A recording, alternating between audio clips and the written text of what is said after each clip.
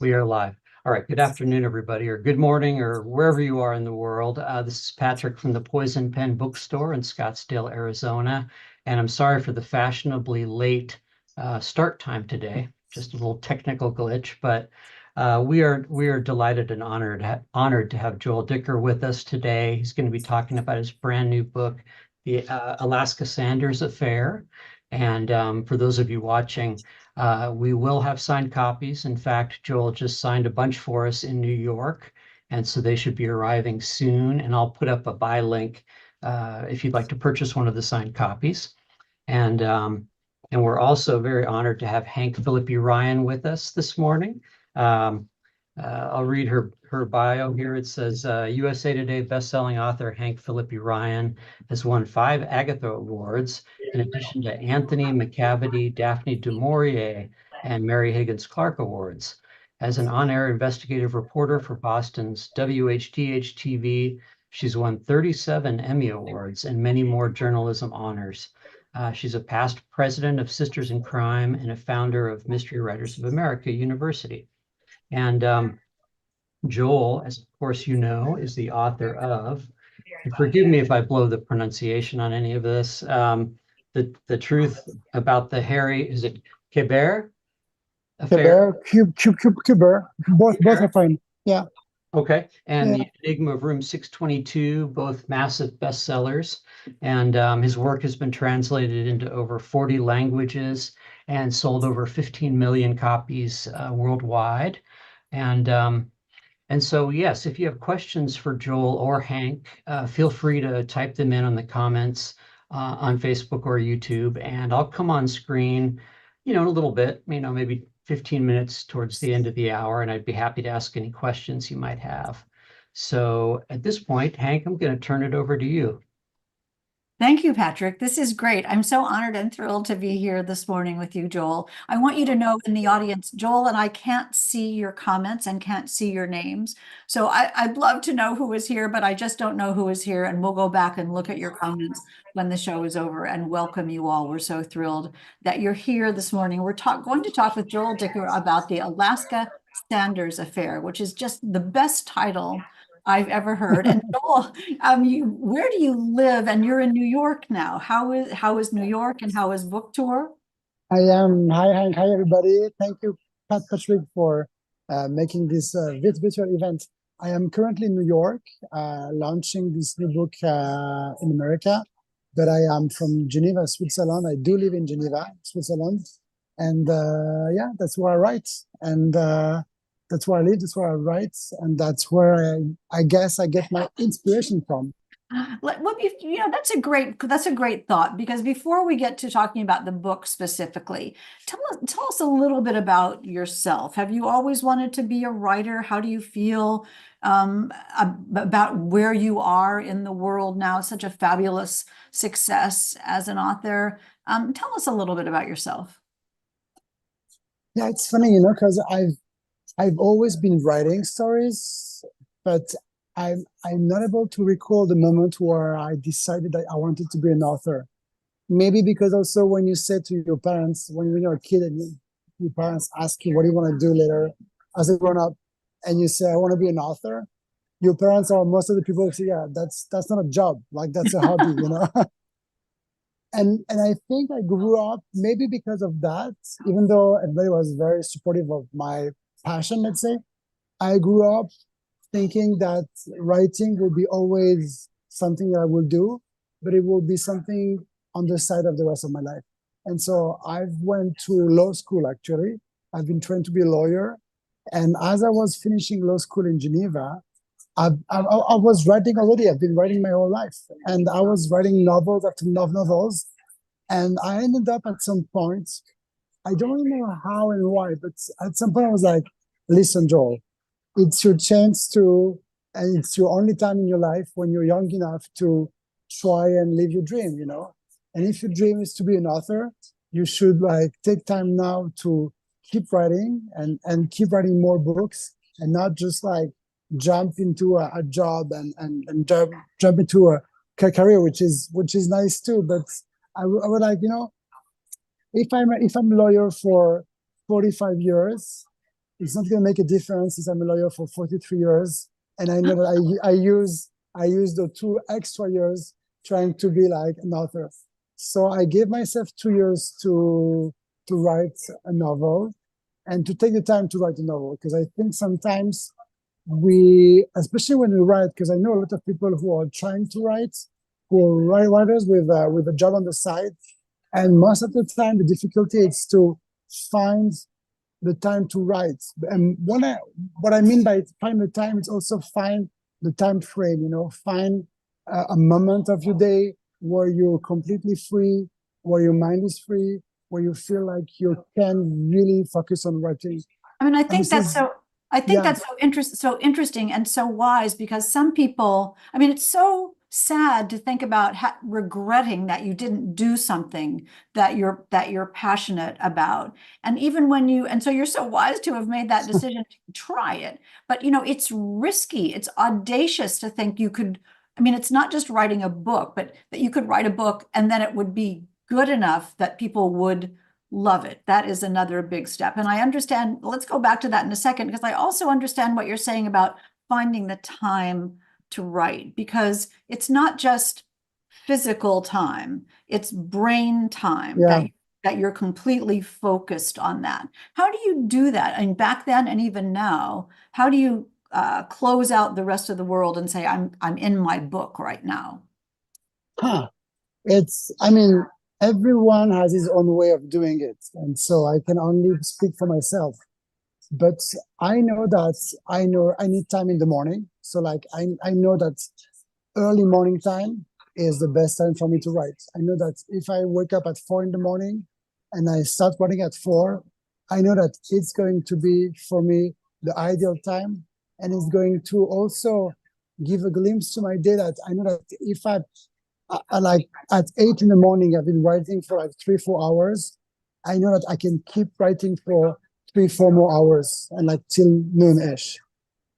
In the contrary, if I start writing around like, 10 or 11 in the morning, I know that I'm going to be like, there's going to be all the phone calls, the messages, the emails, the everything, daily life. It was also like, just like, we're living with our phones on our pockets and with us all the time. I mean, I do that. I think we're all doing this. And I think that I need to plug the writing like brain as early as I can, and then it's going on. But if I start the day with meetings and stuff like that, it doesn't go well for me. So, but I think that anyone needs to find his way and the best way. I know that some people, they like to write about on the nighttime, they like to write at 11 at night, and it's good for them. So it's up to everyone. But what you just said, it's so important. We need to find the time of like where the brain feels free and feel comfortable to write and to create. Exactly. I'm one of those late night writers. I'm kind of the best. The later it gets. If I got up at 4 in the morning, you would find my head clonked on my desk. It would be over. But I hear what you're saying about the real world intruding. And once the real world gets in, it's very, very difficult. But you've certainly conquered it with the Alaska Sandwich Affair. This is a fantastic book, and it's total immersion storytelling. Just you're in it and you're completely enveloped in this story. So gorgeous. Let me ask you, the difficult question is, how would you describe this book? Can you tell us about it? People are wanting to hear about it. Yeah, so it's as you may imagine with the title of the book, it's a crime story. It's a whodunit. It's about an investigation. The investigation on the murder of Alaska Sanders, whose bodies are found by a lake, and the investigation will lead to 2 suspects who will admit the crime. They will be sentenced to jail for that. But a few years after, 11 years after, a writer, his name is Goldman, will reopen the case, thinking and understanding that those 2 people are probably not guilty for the crime. And this is a crime story, as I just said. But more to it, I think it's a character story. It's about characters. It's about Goldman, this writer, and his very good friend, who's a cop, Perry Gahalowood, who was the investigator at the time, who investigated the crime at that time. And it's a story of a friendship on top of the crime story. And I think that's the most important for me, is the fact that when you read a good book, that's what I'm trying to do. It's not more about the suspense or the thrilling aspect or the whodunit, or you want to know like what happened. It's mostly about, I want to go back with those characters. I want to be back with them. I wanna spend time with these people. And that's for me a very important aspect of writing and of reading as well, because it's what I'm looking for when I read a book. Exactly so. I mean, there's the famous Joseph Wambaugh quote about it's not how the detective works on the case, it's how the case works on the detective. And you know, right? And you have really conquered that in this, although one of the detectives is Marcus Goldman, who is a very famous author who was trying to figure out what to write next. Now, Joel, I know that you scraped the bottom. You really had to search for that. I mean, this is such a personal feeling book. Are you Marcus Goldman? Is that how that comes through? Is it method acting? Is it on all fours you, or how would you describe your relationship to the main character? Huh.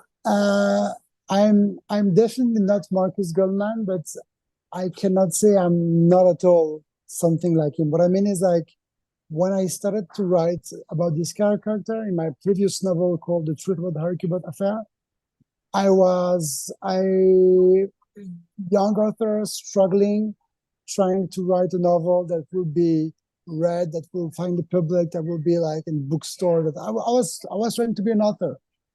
And I decided to create a character that would be exactly what I was not at the time, Marcus, who was a very famous author. So it's not me, but at the same time, I guess the way I created this character was trying to get a projection, trying to make a dreamy character of what it would be to be a successful author. So there's definitely this like side in the character of Marcus, which is me trying to figure out what it must be to be a famous author. So this is why I'm telling you, like, it's not me. Of course, it's not me. And on the other end, there's of course a part of me. Exactly. I mean, the author, Marcus Goldman, wrote The Truth About the Harry Quebert Affair, and you wrote The Truth About the Harry Quebert Affair. So it's very meta and very fun. You readers don't have to have read Joel's first book to really get this book. You don't have to do that. I highly recommend it anytime you want to do that, but you don't have to.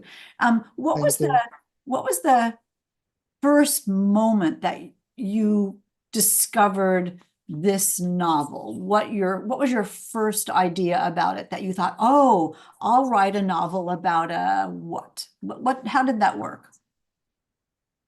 I think for this novel, what was very strong, the feeling that really like get me, was I want to go back to Marcus. And I'm not finished with him, and I'm not finished with his friendship with Perry Gahalowood, the cop. And I think that was for me what really led me to this story. Even though I wrote it 10 years after The Truth About the Harry Quebert Affair, I had one fear, and I made one pledge to myself. I was like, okay, I'm going to try it because I feel like I want to do this. And that's also something very important. When we author commit to a novel, we really need to be into the story, and we cannot really lie to ourselves. We cannot just write. We need to have like skin in the game, because otherwise we cannot spend that much time and that much energy writing a book. So my point is, and my pledge was, I'm going to try this book, but if it doesn't work the way I'm expecting, if I'm not feeling this friendship with the characters again, I will have to stop there. And your friendship with the partners as well as their friendship with themselves. Yeah, absolutely. I had to feel this feeling myself, because it had to be like something like true and legit. And so I tried it, and I enjoyed it, and I really enjoyed it. I mean, you really went for it. And I think what you discovered is asking yourself, what story would Marcus Goldman be irresistibly drawn to, and why? And then you sort of created that story. I mean, the opening scenes of discovering Alaska Sanders' body, I mean, no spoilers at all, because you know she gets killed. That's the whole point of it. Is really powerfully written. Do you know about New Hampshire? Yeah, so the thing is, I've spent my entire life, when I was young, from the age of like 4 till 25, I've spent all my summers in Maine and in New Hampshire. Because I had cousins living in Washington, D.C., and they had a summer house in Maine. So with my parents, we used to go, I guess, I don't know why we started going there. I guess when I was 4, we went there to visit them once. And I guess that my siblings and I, we had so much fun there. It was such an amazing, it was really this like, this small town America by the ocean, quiet and nice. And it was a dream being there for me and my brothers. And so I guess that we asked my parents to go back and go back again. And this is how I ended up spending all my summers there for 20 years.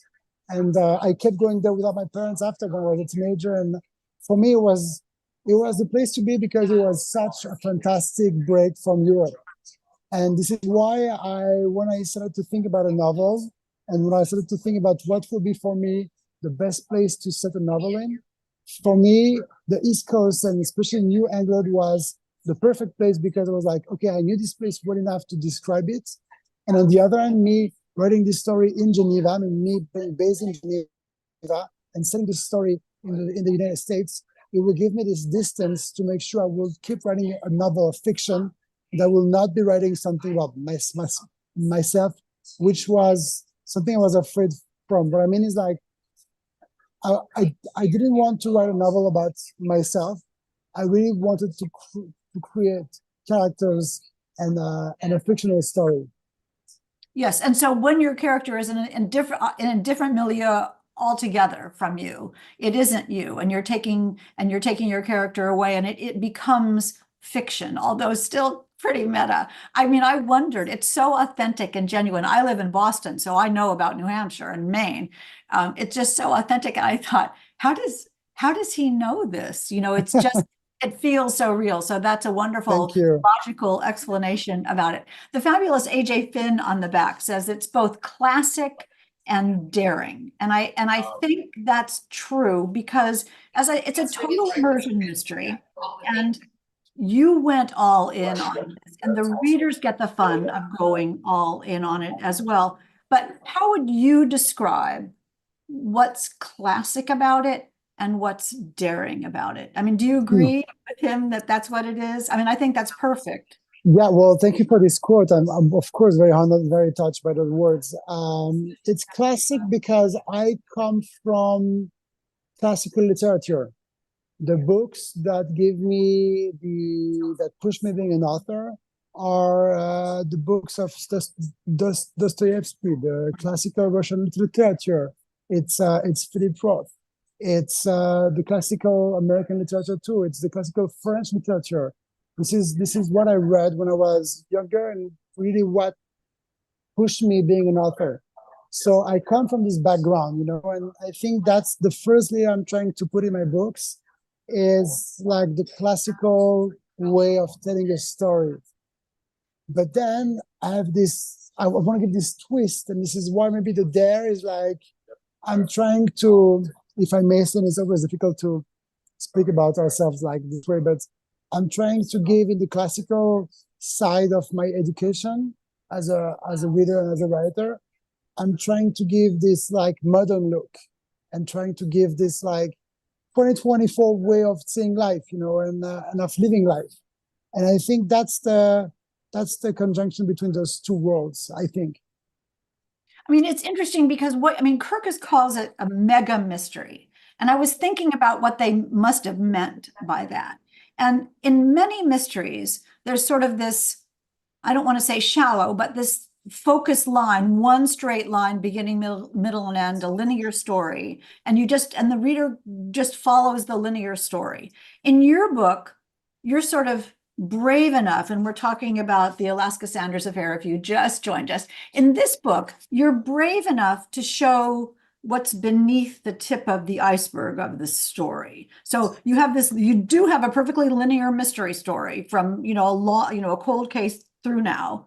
But you go you roller coaster us above and below the storyline. Am I putting that properly? And what do you think about that? Yeah, wow, thank you. It's, no, it's funny because we were talking before we started this live stream. We were talking about our work as authors and inspiration, and how we have to go back to writing, and it's sometimes, sometimes when, I know, maybe most of the time when we write, or when I write, I don't really think of the final result. And I think that if I had to think of like, okay, it's going to be like an iceberg, and there's going to be all these subplots and all this story, and I'm going to do a mega mystery or everything like that, I would not be able to start my book, because it would be like too much for me. Like, how am I going to do that? Yeah. And you have to remember, authors, that you just have to write one page after one page, and it's already a lot. And character after character.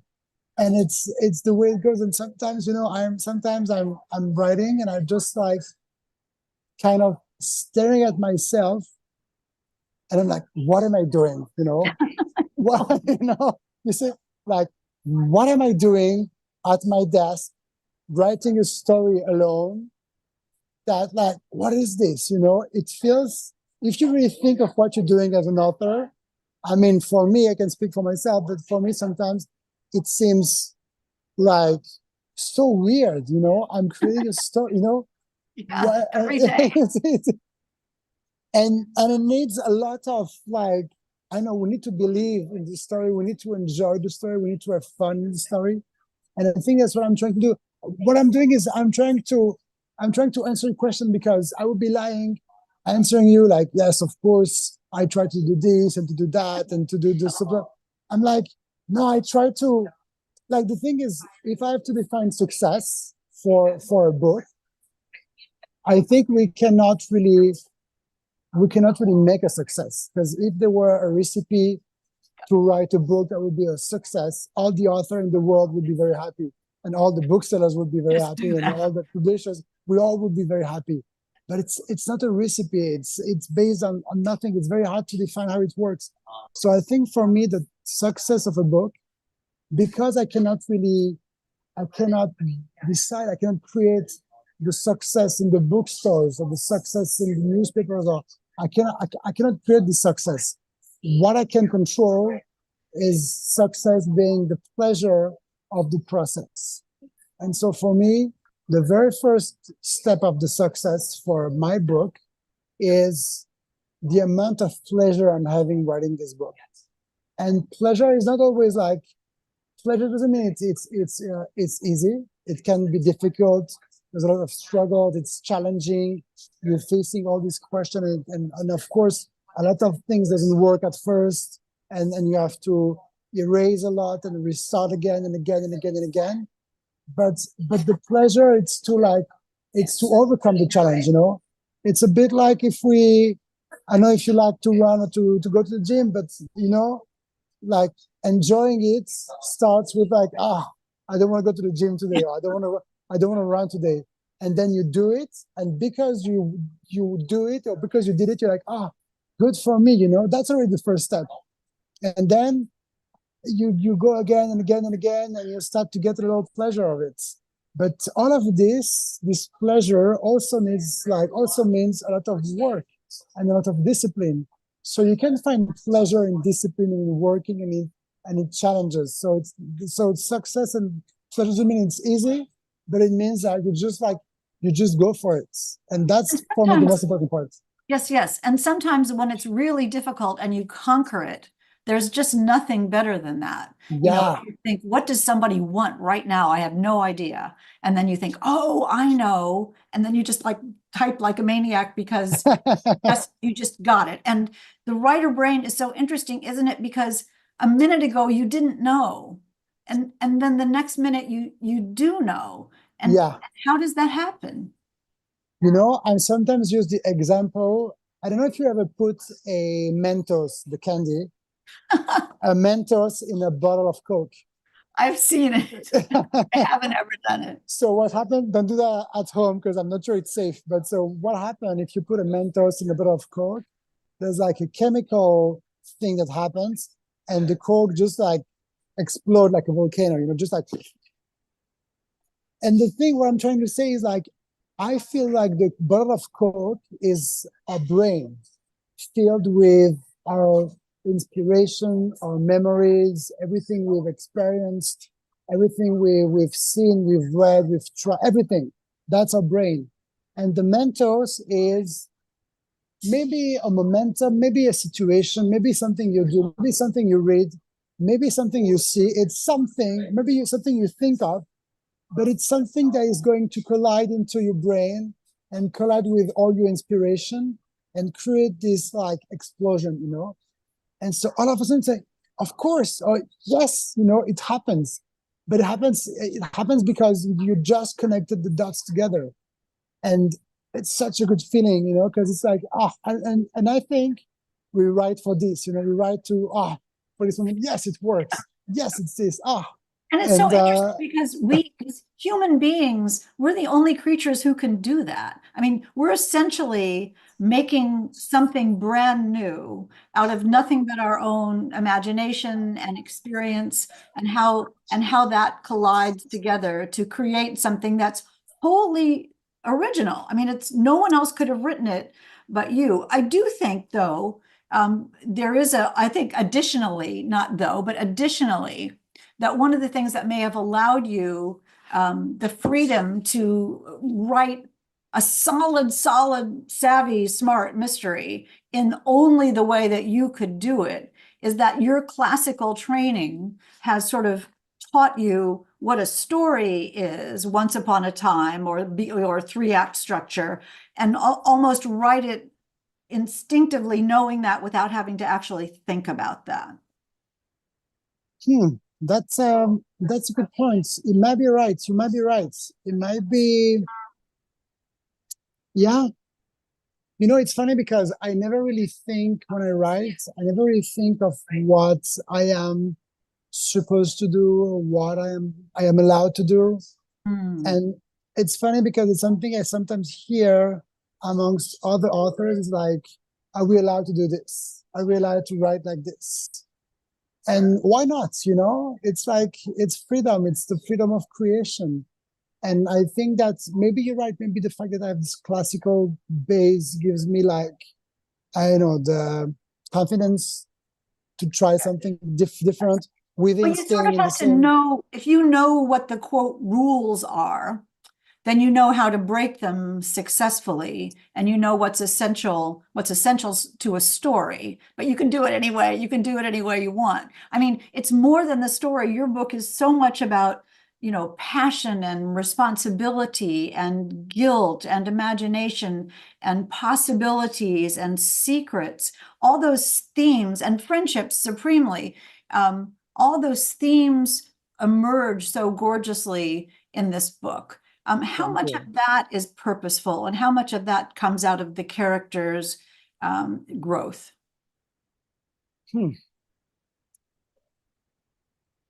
I know, another impossible question.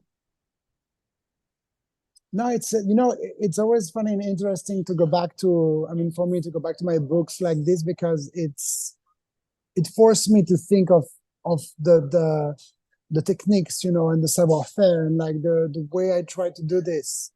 But I think it comes mostly from the characters building, from like building the characters, because for me, the characters are the essence of the story. Like there are, as I said before, they are the one that the readers come back to. They are the one that you wanna read the story for. And I think that you can have a great novel with a very, like, let's say, with a very weak plot, but with strong characters, as opposed to a strong plot but served by weak characters. Most of the time, doesn't really work the same. So I think that characters, they're like, friends, and there's this way of saying in French, and we're saying in English, that says like, what are friends? Friends are people we know well and that we love anyways. And and I That's in think your that, book. yeah, but I think it's what it's the way I write characters, the way I create people when I write a story, is trying to show all their sides, and especially I don't like the word bite sides, but the darker sides. Because if you like those people with the sides, you will like them entirely. You will like them like the way they are. And that's the most important for me. Do you know them? Did you know Marcus through and through when you started, or did you know Gahalowood when you started through and through, or did they surprise you sometimes? Not when I started, but the more I write about them and the more I feel or I get to know them. And for me, the tricky or the very important part or the test is when I don't write. And most of the time, books are the moment I feel the moment where the books like go the most and the most important part of building the story and the plot and the characters is where we don't write. Is because sometimes we're at our desk and we're trying to write, or we write and write and write, but we're not sure where we're going to. And then we're going out and we're going to the grocery store or to a dinner or some whatever, or to the gym, and then it comes and you say, yes, Exactly. you know. So you're like, this is it. And I'm telling you this because for me, characters, what is important for me is like, am I thinking of them when I'm not writing? Like when I'm at the grocery store, am I thinking of Marcus when I'm working on a book? I'm like, what is next to him? Like, what is going to happen to him next? And am I easy coming with me when I'm not reading or writing my book? That's for me very important.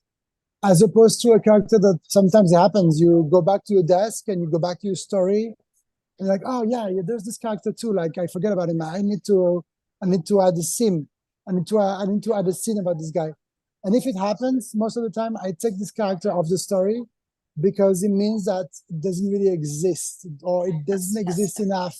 Yeah, it doesn't exist enough for this character to stay in the story. No, I completely understand. They're not alive in the Yeah, story. yeah. Exactly. They're somebody that you just typed. I wonder, I mean, and that's, what you're saying is so powerful. It's sort of a master class in writing. I'm going to suggest Thank you. everybody come back and listen to you philosophically about how you do this. And you created such a tour de force novel in this. It's unexpected and it's surprising and it's gorgeous, and it's not like anything. I mean, it's like books I've read, but it's not like anything I've read. And I guess that's what AJ means by classic and daring at the same time. What do you think Thank is you. the author's promise to a reader? I mean, they say, whoever they is, says to write the kind of books you love to read. And that passion will come through when you're writing the book. Is your promise to readers that you'll entertain them, that you'll engage them, what do you hope that your readers feel about your books? So definitely, yes, entertaining. That's for me, it's a very important point and a very important word, because this is what we need from books. And I think that in the world we live in 2024, where we are very concerned about entertainment, but we get to use our phones or TV shows or Instagram, or I don't know what, to get entertained.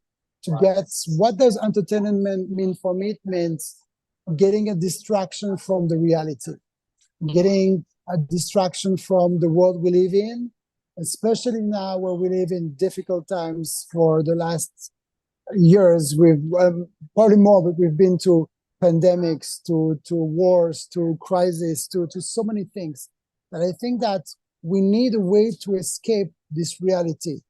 And we have great TV shows, we have great movies, we have social network that doesn't like serve the purpose. But we have this thing that we have since forever, this amazing thing that I call books, And I think books and reading, it's so modern, it's so important, and it's gonna give you such a powerful entertainment. And I truly believe, and I love TV shows and I love movies, but I truly believe that a good book will be a more powerful experience than a good movie or a good TV show. And the reason why is because as a reader, you're going to create something. When you read a book, you're creating the story. And you're creating your own story, and you're part of the story. And this is why it's so powerful. And so for me, what I'm trying to do is I'm trying to give the tools to the readers. I'm trying not to describe too much the scenes and the characters to make sure that the readers will be part of it and will be like part of creating the story. And that's for me very important, because I want the readers to have this experience, and I want the readers to say, okay, I'm not going to watch TV tonight. I'm not going to scroll my phone tonight, because I want to know what happens and I want to know more about the story. And that's for me very important. The second thing that is very important to me is if you enter a bookstore recently, you've seen, and not recently, but you've seen how many books there are. The production is amazing, which is great. But the thing means that if people choose to read your book, they also choose not to read others' books. And what I mean is like what I don't want from my readers. So what I want for them is for them to be entertained in a very powerful way. But what I don't want for them is to have the feeling finishing the book that they wasted their time. That's for me something that I think of. It's like, I don't want the readers to finish the story and say, okay, it was not worth the time I spent on this book. And what's at stake for me in the book is when the reader finishes the story, it's not for them to just like finish the story, say, oh, okay, this one was the murderer, or this is the resolution of the story. It's for them to close the book and to be like, wow, but not wow. It's not an egocentric. It's not about me, Joel, or my book. It's about the echo in the reader's mind. It's what just happened in the reader's mind because he created the story. It was his story. And this wow needs to be, wow, that just happened to me. This experience was very powerful. And I cannot wait to read another book, whatever it is. That's what we want as author. We want for the people to be reading more. And for the people, when they finish our book, to go read other people's story, And for me, the best compliment that I can receive from readers, and I've received compliments from like readers who are reading like 5 books a week, and from like very important professors at universities, from like worldwide universities, and I'm very touched for this. But the best compliment I ever received is from people telling me, wow, I was not a reader. I was not reading, and I read your book, and now I want to read. And again, it's not about my book. It's about the feeling, the reader's feeling. And that's what I'm looking for.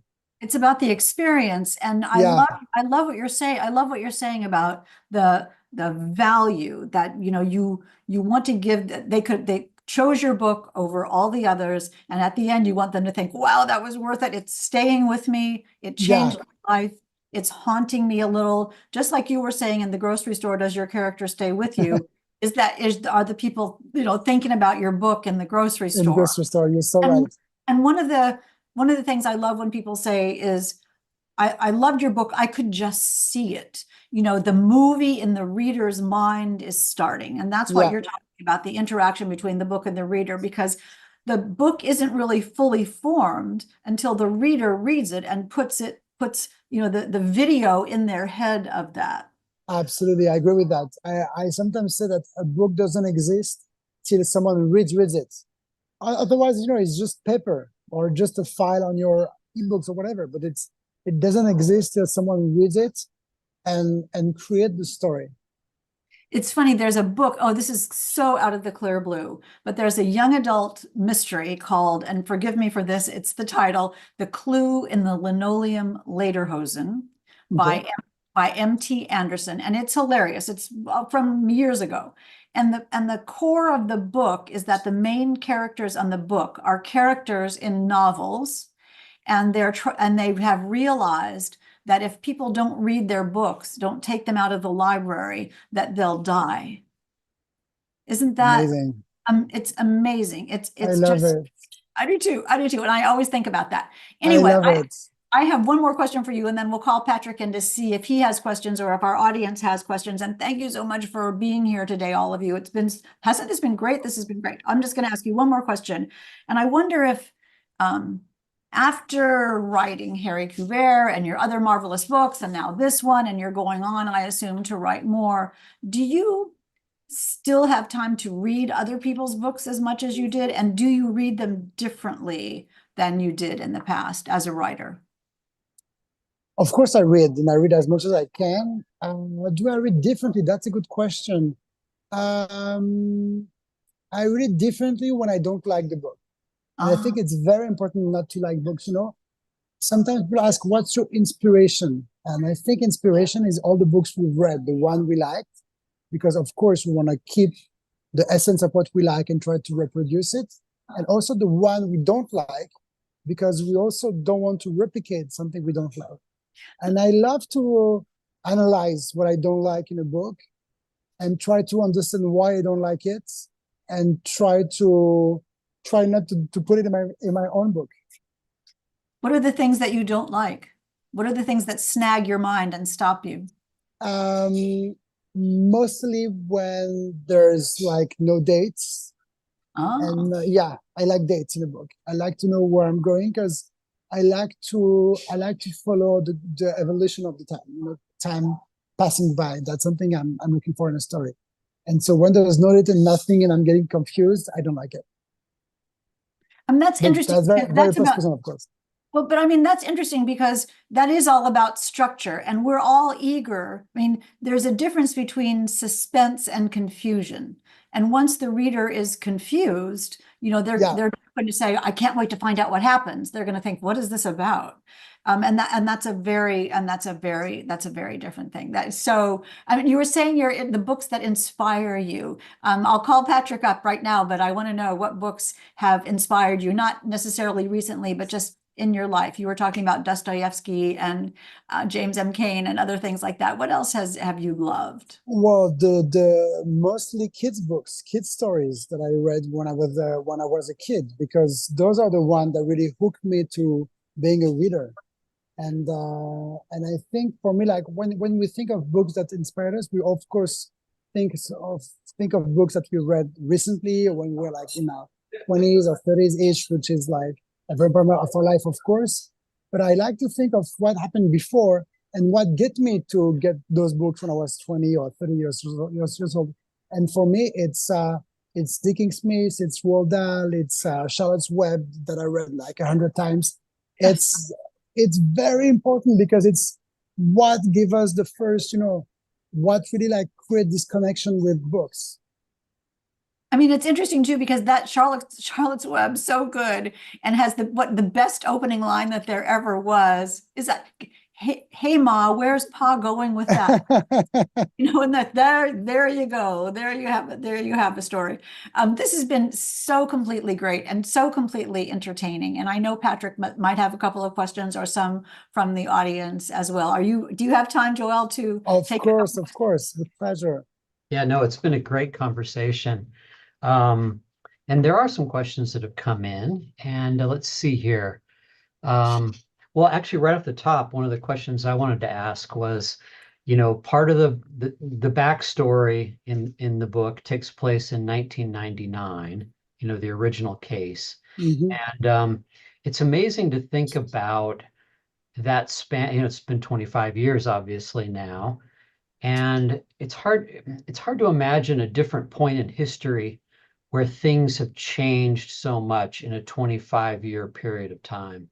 You know, not the least of which in law enforcement. You know, I mean, technology has totally changed the game.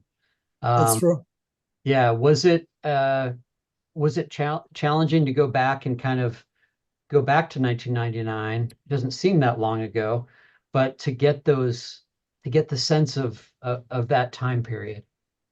Yeah, so the challenge is we realize how much things are changing, because when we think even 5 years ago, like what was up, like what was available, how was the world like 5 years ago, 7 years ago, 10 years ago. And even if we go like, we don't have to go all the way back there 25 years ago to realize that things are changing like so quickly and even quicker and quicker. And that's crazy. But the reason why I went 25 years ago, it's also because I like a mystery with not too much technologies. I think that technologies it's fantastic for sure. But in terms of storytelling, sometimes it's a bit boring. Like I'm going to give you an example, like hackers getting into through the Wi-Fi, being able to go into a computer and getting files. It's very impressive. And I'm so bad with computers and stuff that's like, I feel it's very impressive. But in terms of storytelling, it's very poor, as opposed to going to an office and trying to divert the security guard and getting into the room and trying to open the right drawer and then finding the stuff and then trying to do a photocopy of it, or to, this kind of scene, like you want to leave it. You want to like trying to open like a door, or trying to like that stuff that works well in a novel. And that can only work without the technology. So I think that's a novel that happened 20 years ago, 25 years ago, has more power in the storytelling. That's something that happens a year ago, but that's my personal feeling. I read a crime novel by an ex-cop named David Swinson recently, and he set a book in that same year, actually, 1999. And some of the details that came out, the cops resented having to carry a cell phone around, this new cell phone, because that meant they were reachable all the time, and it's so, those little subtleties of how, we're all on our phones, obviously 24/7. Yeah. And we're just impulsively checking them all the time. And it's really changed things. Absolutely. It's true. Yeah. And also one of the things in the book, this whole amateur sleuth phenomenon that has arisen, largely as a result of technology.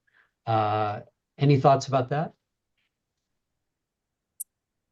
No, but I think that we must be aware also, and that's also the point of like setting this book like 25 years ago. It's also trying to be aware of what we're doing now, it's and how we are behaving today with technology and what we're doing with it. And sometimes, like the technology on board Apollo 11 that went on the moon was not good enough to make a smartphone work. So your iPhone, like this, it will not make an iPhone work. And we have those iPhones in our pockets, and we take picture of our food, and actually we could go on Mars, on I don't know, on a planet with it. So what I'm trying to say is like, what are we doing with it, and how are we taking our responsibilities with the technology that we have? Because it's a great thing. And we get annoyed when it takes too long. And you realize, wait a minute, I'm asking somebody a question I'm asking the computer a question by my voice, and I'm frustrated because it takes more than 1 second to give me the answer to the thing. So our whole life, the speed of our lives is so changed, and our expectations are so changed, and we forget, just as you say, now we're just taking pictures of food, which is, it's the Dick Tracy wrist radio, which now everybody has one of, when it seemed like it was utter fantasy before. It could also come back to hurt you. I had a book, one of my early books, had its whole plot revolved around that everybody had a pager.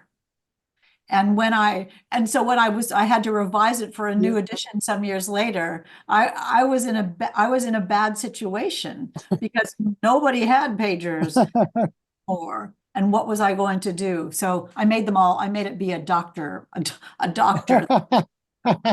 pager. But I mean, these are the things that you have to, it's true. That's one of the juggles that you have to do. It's true.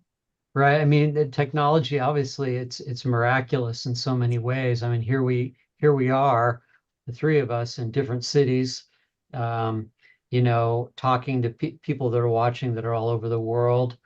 And yet here we all are. We all are obviously serious readers and writers, and we crave this deeper, more immersive experience.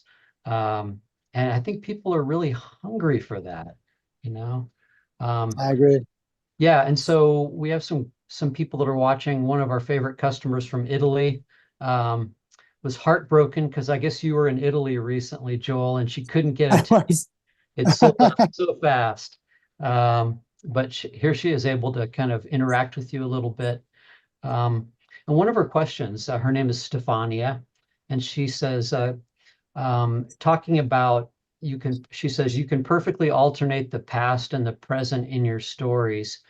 Do you write the sequences separately? So, hi, Stefania. I'm sorry about the even Italy. Uh, thank you for the question. No, I go in the past and I write the past when I need it. So what I mean is like I'm going in the present, and if I need at some point to go in the past for the background of the character or for the story, for the plot, I go on that present moment. And I think that's what we all do. Like when we walk in the street and we meet a friend, we see the past. We see a friend from 10 years ago. We make the connection, and we're like, oh, okay, this is now I'm meeting now. I'm seeing now a friend from 10 years ago. And I think that we do that all the time. We don't need to have the entire story and to go back into the entire past to be able to do a quick jump into the past and to come back. So that's the way I work. That's so brilliant. Yeah.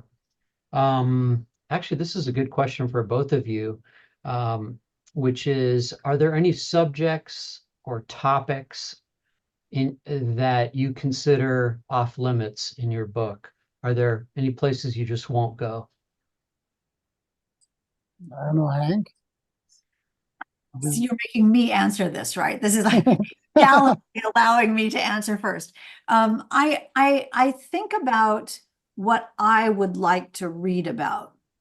And, graphic violence is not something that I enjoy reading. I often just skip it if it's in a book. So I don't see I don't write books like that. I write books about the violence that we do to each other emotionally. Mm. Cat and mouse games and gaslighting and mind games and, the power of words can be incredibly destructive. And it doesn't interest me to read about or write about something that's graphically, grotesquely violent. I mean, some people do it really well. I know that, but that's just not me. So I generally, what I write about is constrained by what I think is interesting or that I would care about or that I would like to read if someone else wrote it. So, and I also Yeah, think thank about you. what my readers might not want to read about. And sometimes I would still write that, but I would write it with the mind of that someone might not be comfortable with this. So I will carefully present this, but mostly it's about what I would enjoy to read. What about you, Joel? Yeah, I like what you just said because I'm quite the same. It's about what I want. I'm not really thinking of what I'm allowed and not allowed. It's really about what I want to share. And something important for me, it's even though my books are like mystery and there's murder and stuff like that, I'm trying to create an atmosphere where we feel good. And that's very important because I feel like we have enough in the daily life place where we don't feel well, that I want my books to be a safe place for the readers, even though sometimes stuff that happens are like difficult stuff, but like the book itself, the story itself, it's a safe place. And the safe place also involved that there's not going to be like graphic violence and horrible things happening. And even though someone is killed, I'm just saying this person is killed and I'm maybe explaining how, but I'm not going into disgusting details that will, for maybe not necessary, and that will just like break the pledge of the safe place. Mhm. There's a question that's come in. So what language do you usually write in? And also, what language do you think in? Well, me, I do write in French and I think in French. You think in French? Okay. when I write, yeah, But when you're talking to us, are in you, English. are you translating in your head, or are you just coming up with No, English? I'm coming up with English. I think in English, man, speak English. And so have But you read this book in English? I did, yeah. And it's And how- funny, you know why? Because I read it. I have a hard time reading my own book. I never reread my own books in French because I see all the things that I would have done differently now, you know? It's horrible because you could keep, or I could keep writing and writing on the same book for a lifetime because you can always change this and add that and change again and et cetera, et cetera. So I never reread my books in French, but it's funny because I read them in English, but when I read them, I don't think it's my book. It's funny, I Yeah. read them as a different story, as a different book. It must be, is it educational or just entertaining or intriguing, or what is that? Or just funny? I know I know. You mean the feeling? Yeah. Yeah, the feeling is just I quickly forget it's my own story. I'm just reading it and I'm just rediscovering it, and it's just enjoyable. Yeah, that's So cool, isn't yeah, it? I mean, it's kind of great. yeah, it's fun. A question has just come in asking Joel, what can you tell us anything about your next book, and are you really done with Marcus?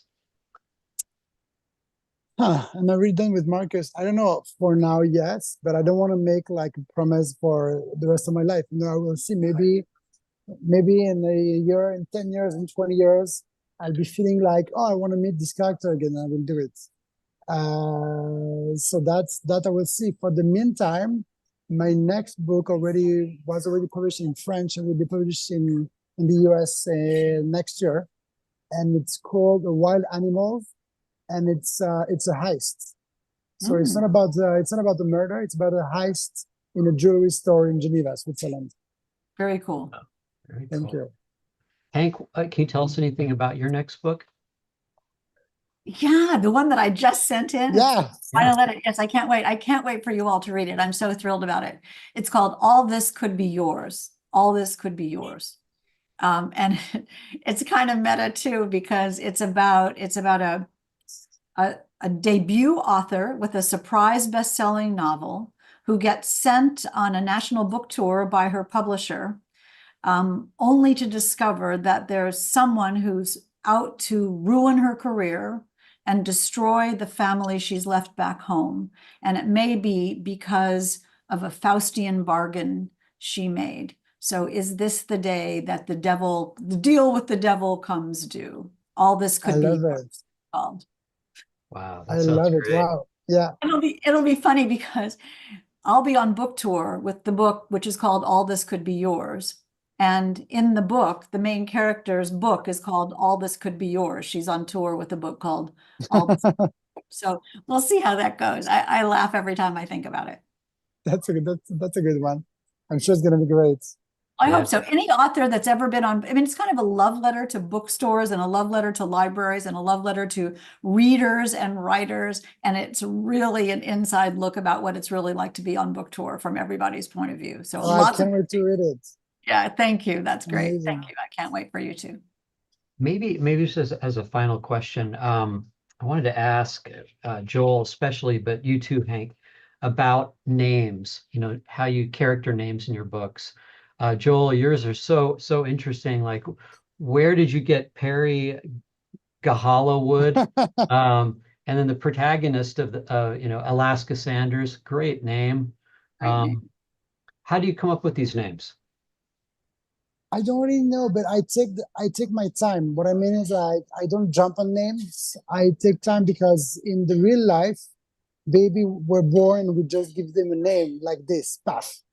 Where with books, you can just wait to meet the characters and wait to see where they're going and how they're behaving, and try to come up with a name that really fit them. Like for instance, Perry Gahalowood, that you had time to say, which is the point, is because we have at first a hard time to get this guy, and when he's Perry Gahalowood, he he's a difficult character to get to. Like he's difficult to understand who he is and where he comes from.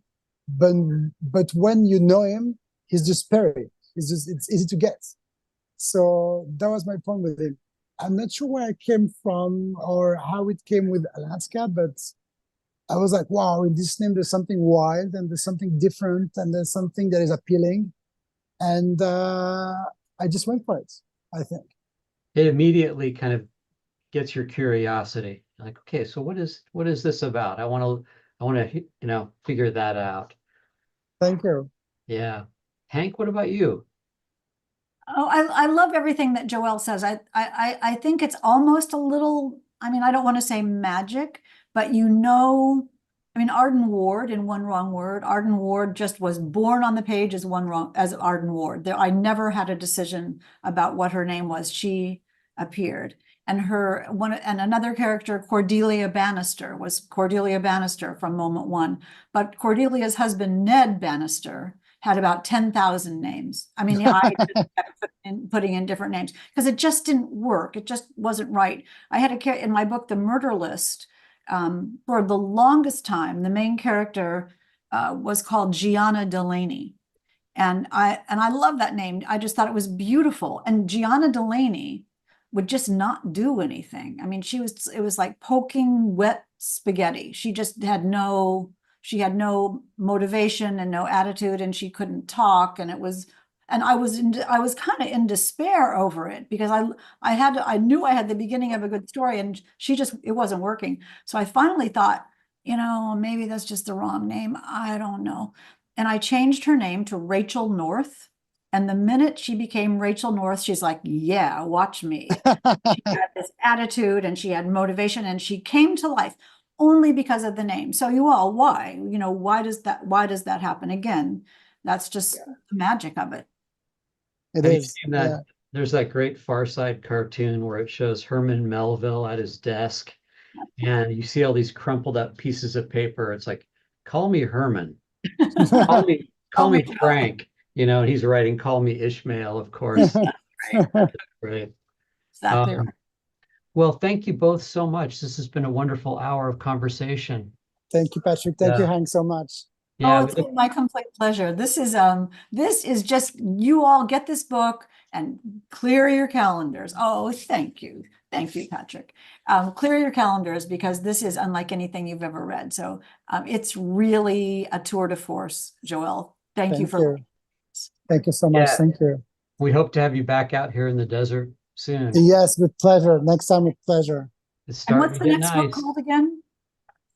Pardon me? So you said your upcoming book, what's it called again? Yeah, it's called A Wild Animal. The Wild Animal. All right, we can't wait for that. Thank you. Great.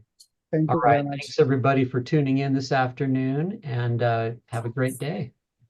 Thanks so much. Thank you, everybody. Thank Take you. care. Thanks, Hank.